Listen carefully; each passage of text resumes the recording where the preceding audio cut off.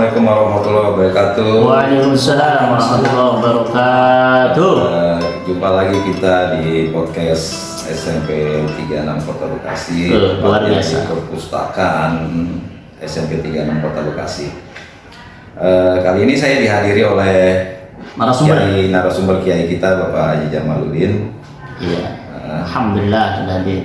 Bapak Ustadz kita nih yang termasuk hostnya untuk Bapak Asep Setia. Sumarno SPD. Langsung saja nih waktunya Bapak. Saya serahkan pada Kiai tema-tema yang hari ini mau disampaikan. Mudah-mudahan bermaslahat. Assalamualaikum warahmatullahi wabarakatuh. Waalaikumsalam warahmatullahi wabarakatuh. Alhamdulillah, nahmaduhu wa nasta'inu wa nastaghfiruh.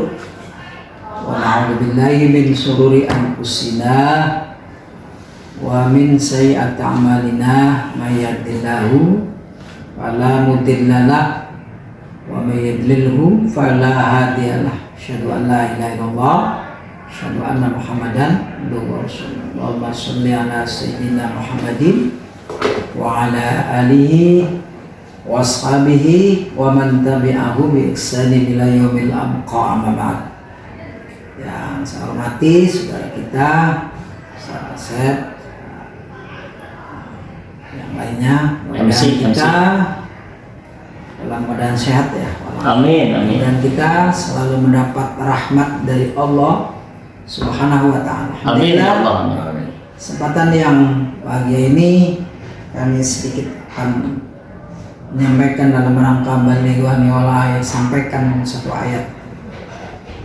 Saya akan bacakan Quran surat Al-Baqarah ayat 134. Iya. Bismillahirrahmanirrahim. Wa kadzalika ja'alna kum ummatan wasatan litakunu syuhada'a 'alan nas. Yang demikian itu kami jadikan kamu semua umat wasatan, pertengahan, agar kalian nanti bisa menjadi saksi di kalangan manusia ini. Hadirin jamaah yang dirahmati Allah Subhanahu wa ta'ala, umat dan wasatan itu ini ada 3 pengertiannya itu. Yang pertama tentang keadilan, adil umat dan wasatan itu memiliki 3 dimensi: kesamaan, keseimbangan, dan profesional. Itu umat dan wasatun adil itu. Jadi kesamaan, kita tidak memandang jabatan ke dalam keadilan itu, tidak memandang suku, bahasa, dan lain sebagainya. Sama di mata Allah itu di dalam hukum. Mau kelasnya nabi, menteri, kayak presiden, kayak rakyat jelata, kayak biasa lah, sama itu. Kesamaan adil. Fakum bainan nas gitu kan, antakumu bil adli. Iya. Kalau kamu menghukumi antara manusia, seimbang. Jadi kita hidup ini harus seimbang itu terhadap dirinya, terhadap orang lain. Lebih penting kita terhadap Allah Subhanahu wa ta'ala yang menciptakan kita, yang memberikan rezeki kepada kita. Kita harus memiliki sifat keseimbangan terhadap diri kita. Kita harus punya keseimbangan. Hak-haknya harus dipenuhi. Jadi hak-haknya harus penuhi ini. Apa hak kita ini? Duniawinya harus terpenuhi. Ketenangan, kedamaian, ketenteramannya harus penuhi, harus adil itu. Kita tidak bisa, misalkan satu contoh, kita ini nggak dalam keadaan lapar, lalu kita ibadah, nggak akan mencapai kesempurnaan ibadah kita. Kalau kita dalam keadaan lapar, makanya haknya diri seorang itu makan, dipenuhi makan dulu. ketenangan. Kita ibadah, ngajar dan sebagainya nggak akan bisa tenang kalau dalam situasinya dukungan. Kalau nggak didukung, nggak bisa kita berjalan ini. Kita dakwah di SMP 36 misalkan, apa saja bentuknya. Kalau tidak didukung, nggak akan bisa berjalan. Perlu dukungan namanya. Maka pentingnya di sini ada satu pemimpin di situ. SMP 36 ini tentunya adalah Ibu Dewi Nawangsi dan sebagai ketuanya. Inilah dalam rangka kita untuk memuluskan perjuangan itu. Ada beliau yang manage-nya, yang mengaturnya dan menempatkannya sesuai dengan porsi-porsinya. Hadirin jamaah yang dirahmati Allah, yang kedua pengertian umatan wasatan ini, coba kita lihat sekarang fenomena sekarang ini. Ada yang ambisi terhadap dunia, ada juga yang ambisi terhadap akhirat. Nah, maka kita harus imbang ini. Seandainya orang itu di dunia mulu, akhiratnya dia tidak misalkan, tidak akan seimbang orang ini. Harus seimbang, akhiratnya iya, dunianya juga iya. Tapi yang jadi pertanyaan, nah, kenapa gitu loh? Mayoritasnya orang ini ketika yang selain agama itu cenderungnya, kalau bahasa kita itu banyak gitu, seperti olahraga yang berbau-bau musik dan sebagainya itu banyak. Sementara kalau agama, misalkan mengaji, sholat, berjamaah dzikir dan sebagainya kurang diminati. Iya. Yang ini yang jadi pertanyaannya itu, kenapa ini? Fenomena ini maksudnya fenomena. Ini masuk fenomena yang sekarang ini udah kelasnya udah kelas ini lah, menengah ke atas sudah ini. Kenapa ini? Padahal sama-sama satu nakodanya, jadi satu timnya, nakodanya satu. Tapi kalau yang urusannya selain agama itu semua kompak, dan kayak tidak ada masalah gitu. Tapi begitu urusan agama itu kayak ada masalah. Kenapa nih sedikit gitu? Apakah ketika agama itu kurang bermanfaat? Sajanya tidak itu. Orang kalau sudah beragama lalu mengamalkan agamanya, orang itu berjuang di dalam meluruskan agama Allah, itu dijamin oleh Allah itu dunianya akhiratnya, bukan hanya dunianya saja. Kalau kita mengetahui ilmunya itu, bahkan dunia saja sudah ditundukkan, ya dunia ikhdami alaman khodaman itu. Dunia layanin tuh orang-orang yang sudah melayani aku, artinya orang-orang yang berjuang untukku. Kan agama hubungannya, layanin tuh. Jangan sampai orang yang sudah berjuang di dalam meluruskan agama ini hidupnya sengsara, hidupnya terlambat. Jangan sampai itu. Dunia ditunjukkan apa yang dia inginkan, penuhi. Oleh karena itu masalahnya banyak sekali nih. Di antaranya kalau saya amati itu, satu, tidak adanya dukungan, kurangnya dukungan itu di dalam mensyiarkan agama Allah, itu kurangnya dukungan. Ininya yang menyebabkan lemah. Bahkan sampai ada, nggak usah itu Ustaz katanya, sudah pada mengerti, sudah pada paham, sehingga disisihkan dulu nih yang agamanya, yang idealnya agama tadi itu memberi manfaat untuk dirinya dunia akhiratnya. Nah, disisihkan. Ini yang jadi permasalahannya. Jadi bagaimana kuncinya ini? Agar mendapat dukungan dari teman-temannya, dari atasannya terutama ini, agar bisa berjalan efektif gitu, istiqomah seperti yang dikerjakan oleh Nabi itu. Nabi pernah ditanya iman yang baik itu seperti apa gitu. Kata sahabat itu, dijawab oleh Nabi, kul amantu billahi sumastaqim. Katakan aku beriman kepada Allah sumastaqim, kemudian istiqomah. Tuh. Nah, apa bedanya? Misalkan satu contoh, ya, ketika di dalam satu nakoda ini, yang satunya diberhentikan, berhenti dulu, yang satunya berjalan. Apa bedanya? Nggak ada keseimbangan. Nah, belum kan? Nggak adil. Tadi ibaratnya umatan wasatnya ini sudah tidak pakai, tidak berlaku itu. Nggak seimbang. Orang kalau sudah nggak seimbang itu kepincang lah, bisa jatuh nanti tuh. Naik mobil, naik motor nggak seimbang, ya pincang. Padahal kalau kita lihat di dalam agama itu udurnya itu diantaranya ya kalau memang sakit atau hujan banjir lah, itu diantara udurnya itu yang memperbolehkan itu. Oleh karena itu ya mudah-mudahan saja kita memohon itu terutama kepada Allah Subhanahu Wa Taala diberi jalan keluarnya. Amin ya Allah. Diberi jalan keluarnya itu yang terakhir itu. Diberi jalan keluarnya yang terbaiknya bagaimana. Yang kedua mudah-mudahan kita ini yang satu samailah, satu profesi guru bersama-sama gitu.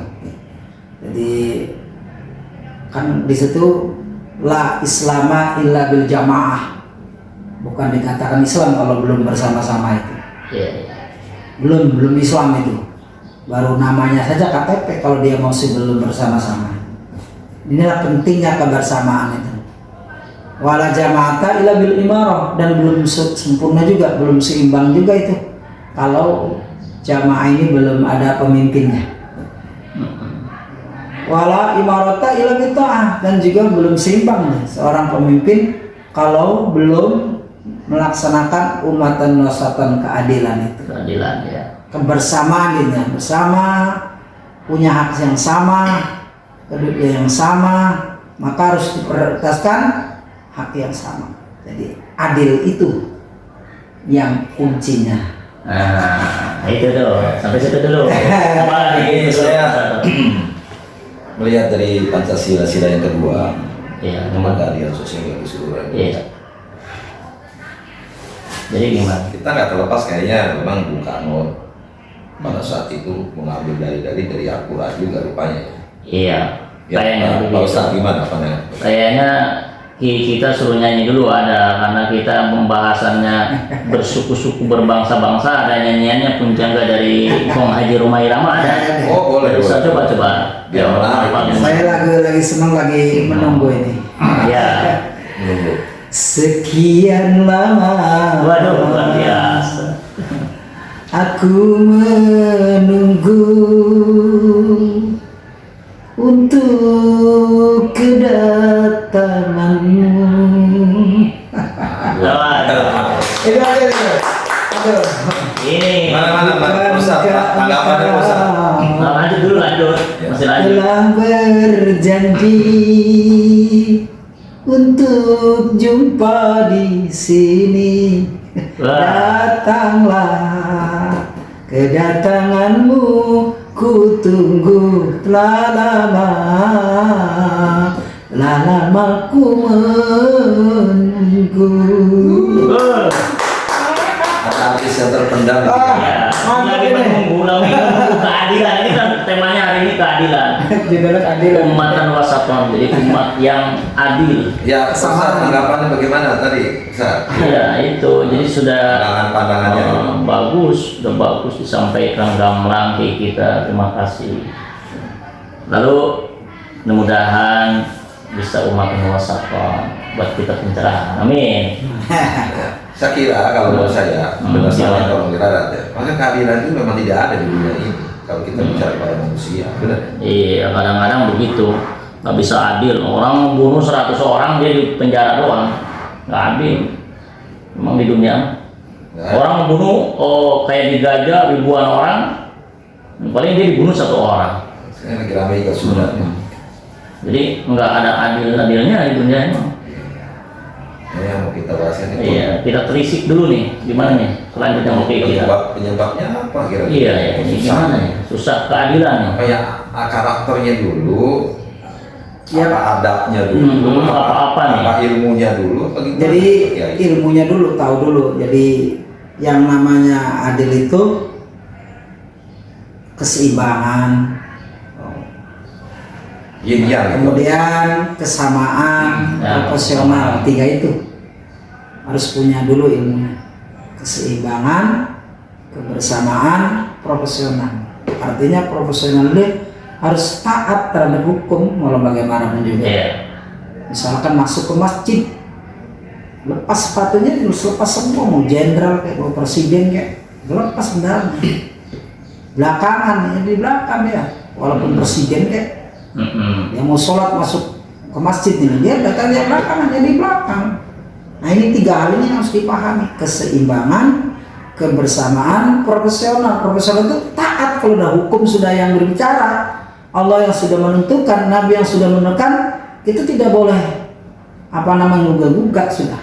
Berarti kalau persamaan ini beda-beda kan? Namanya toleransi. Karena kita dari Sabang sampai Merauke, itu ada nyanyiannya. Kiai bisa nyanyiin dari Sabang sampai Merauke, itu ada nyanyiannya dari Roma Irama. Ada. Saya pernah dengar itu satu sendiri salah satu imam. Ketika itu udah bertanya, mana yang harus aku lakukan dahulu? Makan dulu apa sholat dulu ketika aku lapar? Iya, dulu. itu jangan makan dulu udah kelewat Pak, sholat dulu udah kelewat. Ya, dua-duanya kelewat. Hmm. Jadi memang benar tadi ya, hubungan dengan penuhi dulu ya. Gitu. Yang pertama, Haknya dia. hak-hak kita. Baru nanti kewajiban. Ya. Seimbang. Tapi terkadang realnya terbalik tuh. Realitanya ini, fenomena. Terbalik. Karena Termasuk saya juga kadang-kadang nanti dulu saya kenyangkan dulu, nanti ketidur enak besok. Ini contohnya kayak sholat dari ibadah. Saya nanti dulu dah, ini duhur kan sampai jam 3. Kayaknya kita mau asar sholatnya. Iya. Ini tadi Kiai udah membahas tentang istiqomah dan jelasin. Istiqomahnya itu yang paling penting itu. Nabi sampai mati itu istiqomah terus. Nggak pernah let gitu loh. Ntar ini jadi ibadah itu jangan karena ada kebutuhannya doang. Rajin ke masjid. Kadang-kadang begini, ada kebutuhan. kita berdoa ini pada Allah. Ya Allah, aku ingin ini. Allah yang kita atur gitu. Masih mengatur Allah. Iya. Bahasanya Aku kita. minta itu, aku ingin itu. Kita sampai mengatur Allah gitu. Kalau doa ya. Kecuali mungkin menurut logika saya kita pasrahkan, Iya. ya kita minta ridhonya gitu. Bahwa kita memang bukan apa-apa gitu. Kadang-kadang manusia dua minta ini, minta kok Tuhan diatur sama kita gitu ya. Kalau yang sudah istiqomah itu tanggapannya karena sholat itu doa bagiannya ini Kiai ini jelasin. Kayak gimana Kiai? Sholat istiqomah itu sholat juga termasuk doa, coba Kiai jelasin. Sholat itu perintah langsung itu Ya kalau sholat dari ya. Allah Subhanahu Wa Taala sholat. Isi bacaannya doa ya Kiai. Jadi anak Allah gitu loh. La ilaha illallah. Fa'budni itu diperintahkan. Nggak ada Tuhan selain saya. Aku ini Allah. Fa'budni itu. As-sholat, akil sholat kali dzikri. Dan sholatlah karena ingat aku. Diperintahkan langsung oleh Allah itu. Jadi aku ini Allah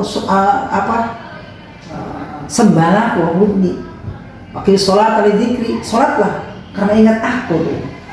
Dzikri namanya. Jadi sholat itu dzikir, maksud ingat kepada Allah gitu. Itu sudah berarti orang itu sudah mensyukuri. Sholat itu sudah bahasanya masuk mensyukuri nikmatnya Allah gitu. Karena Allahnya ketika kita lahir itu pertama kalinya bahasanya syukur itu. Syukur situnya. Kalau mensyukuri. Wallahu akhrajakum min butuni ummahatikum. Pertama kali kita dikeluarkan dari perut ibu kita itu, kita nggak punya apa-apa. Memang bener kan? baju nggak punya, celana nggak punya, ngomong nggak bisa.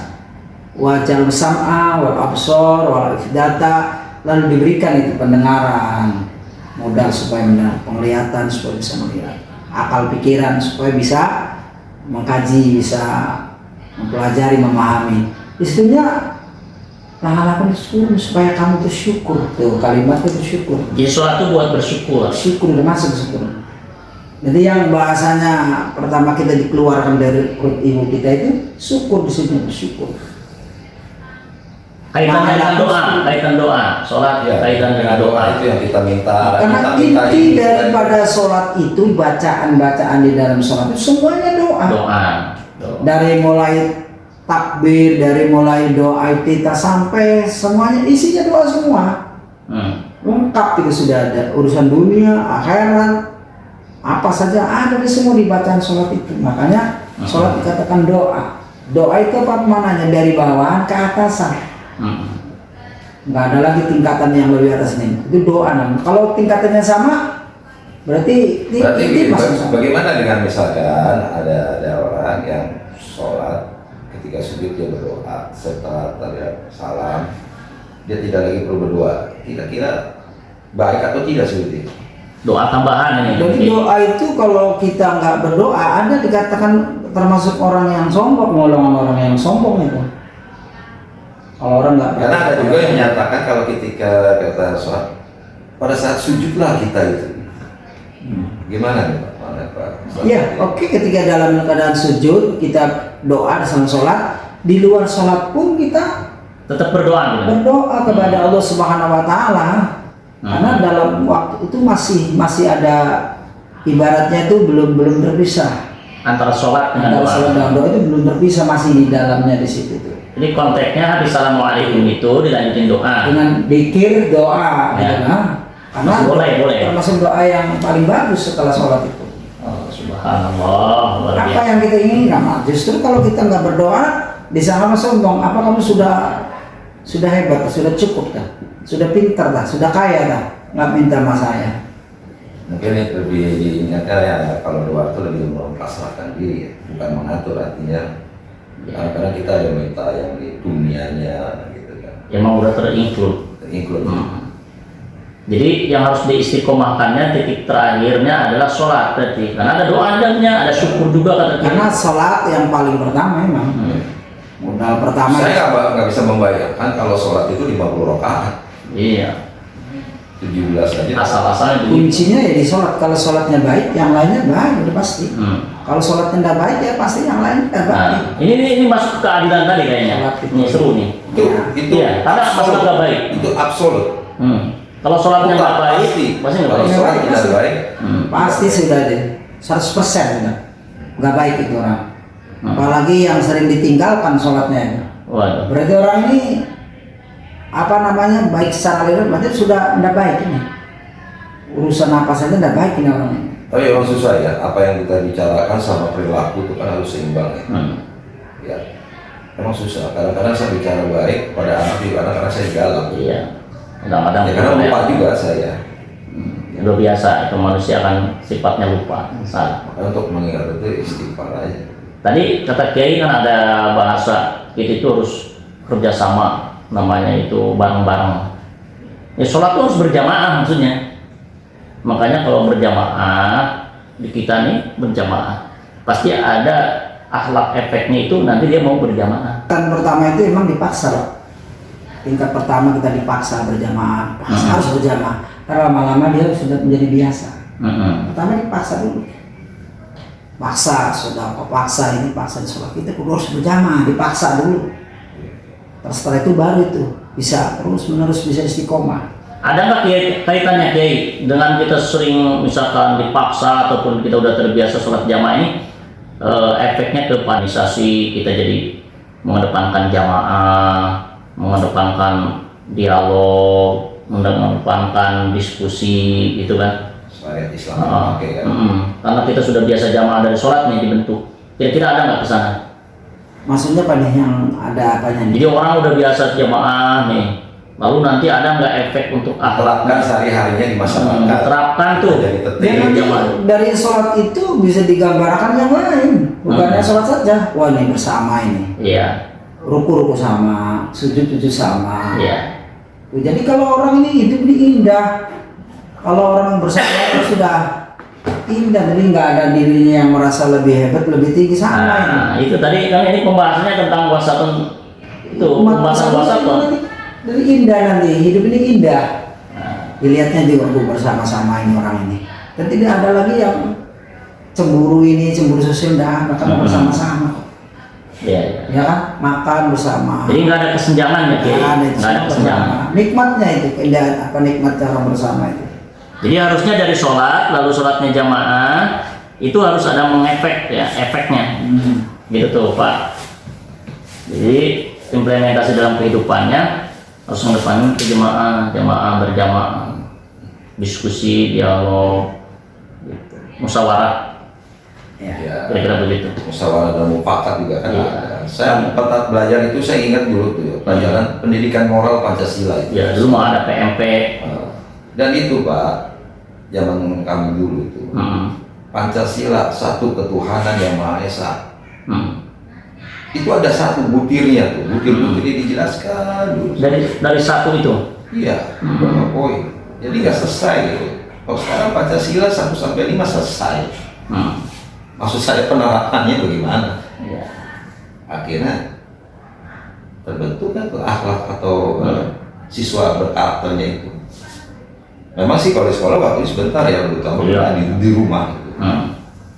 Itu udah bergeser Pak menurut saya. Bergeser ya. Makanya mental anak dulu dengan sekarang beda. Iya. Anak sekarang begini aja dia ngadu. Baru dicolek doang. Kalau saya ngalami, saya tidak buat PR, saya dikejar sama guru di balik, bukan dididik lah, dikeras sama penggal sampai patah. Saya lapor ke Bapak. Ditambah lagi Iya. saya. Itu zaman dulu. Jadi mental saya itu beda dengan yang sekarang. Gitu. Iya. Gitu. Makanya ketika melihat di suatu tempat, ya ini bukan nggak main lagi saya di era-era seperti itu, nggak lewat saya. Makanya bisa nggak kembali lagi seperti itu kan ada penataran dulu kan Pak, bisa berapa hari kami dikirim. Ya, dari materi itu justru dari Terbentuk karakternya terbentuk. Nggak terlepas dari ayat-ayat itu, gitu kan. Maka sila pertamanya ini mungkin gimana Kiai? Harus paling pertama karena tulis pertama kan sama para pendahulu kita. Kan pertama satu. Itu tentang ketauhidan itu. Nah ini nih. Tentang tauhid itu dibahas tauhid lebih mantap lagi. Jadi sekarang mah kan umat nasatun dulu, nanti dibahas lagi tentang tauhid. Oh berarti kita Nanti dibahas itu. Ya sesi berikutnya Lebih kita bagus lagi nanti tauhid namanya, bahas tauhid. Ya nanti kita cari. Mana letak tauhid nanti itu? Kita masuk ke situ Pak. Ya mungkin ada lagi yang bisa disampaikan. Cukup kali ya. Setelah untuk hari ini sampai dengan jam 11.25 Ya. ini Karena kita masuk itu ya. kita persiapan. Ucapin terima kasih dulu sama Kiai kita. Terima kasih untuk Kiai kita Dan bermanfaat ya. hadir Amin. di podcast perpustakaan 36 Kota Bekasi, Pak Ustadz Asep Suman. Alhamdulillah. Yang mirip-mirip dengan Ustadz Hadi Ya, Hidayat. begitu Pak. ini. Ya. Itu aja Pak. Ya, terima kasih semuanya, semoga bermanfaat untuk diri saya dan keluarga saya. Wassalamualaikum warahmatullahi wabarakatuh. Waalaikumsalam warahmatullahi wabarakatuh. Terima kasih semuanya yang sudah hadir.